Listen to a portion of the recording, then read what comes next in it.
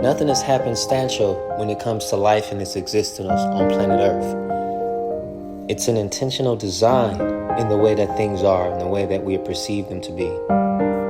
How we live our lives and how each day of our lives is perfectly orchestrated to be a certain way, to try to achieve physical and carnal success without the spiritual aspect of it being involved. Is perfectly orchestrated and confined to this physical life that we call life on earth. Life is designed to keep you addicted to the illusion, to keep you comfortable in believing that this is all that life is. And when I say this is all that life is, I mean that it is all that life is in the sense that all you can be is the physicality of an existence. A home, a car, money, a family, love, popularity, or disparity, poverty, and the like. We're made to believe that this reality is real. We're made to believe that this is the only thing that can actually exist. And that the tales and the fables that are given to us about existence outside the planet Earth is actually an actual happening. There are stars and there are planets. We're told to believe that water is simply water. The ocean is ocean. The presidents and leaders are actually leaders and presidents, and the celebrities are people we should praise and honor. We're made to believe that this reality is the only reality that could ever exist, and for us to become obsessively addicted to this place, so that we will never realize what and who we truly are. Earth, contrary to popular belief, is not what you believe it is. Earth is a breeding ground for ignorance. It is a breeding ground for pain and suffering and disparity. It is a breeding ground for harm. It is a breeding ground for things that are harmonious to become unharmonious. It is a breeding ground for disappointment and letdown. This place isn't what people think and assume it is. Life is hard. Not because we make it that way, but because it's designed that way.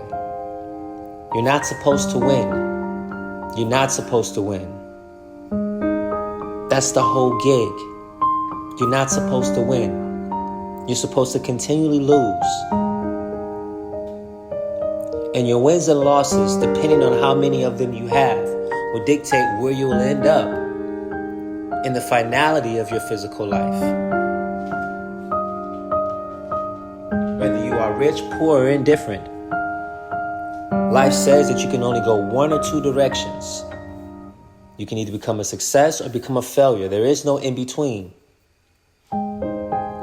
This existence is totally designed to keep you trapped, to keep you believing that you are nothing more than an insignificant thing that has to obey, has to follow, it has to be obedient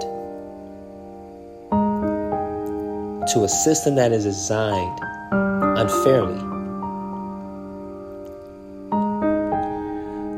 One must always keep in mind that there is no justice in a system. Why? Because it's a system.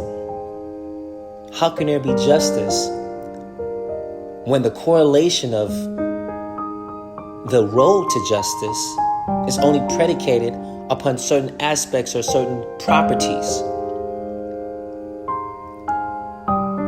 So if those properties and those aspects aren't met, then there will be no justice, which lets me know that there is no justice because there is a system involved. There is a system. For a tsunami to come and kill 1 million people for no reason at all, 1 million people die. Just earthquakes, natural disasters, kill off millions and millions and millions of people. Mankind has nothing to do with that. Just nature doing what it does. One would have to ask themselves, the God that they so proclaim to be just and loving, is he really that? To take a human being and place him in such and adhesion and injurious environment that would force him to have to fight for basic freedoms that the animals and everything that surrounds him has, only to live and die in disparity, pain, and untruths. Why would a loving, caring God do that? Why would he put a human being in such a state of non-compassion? One would have to understand that the physicality of life isn't real. So the God or the etheric principle that people subscribe to, they must understand that what we perceive as love is not what the etheric principle or the God perceives as love.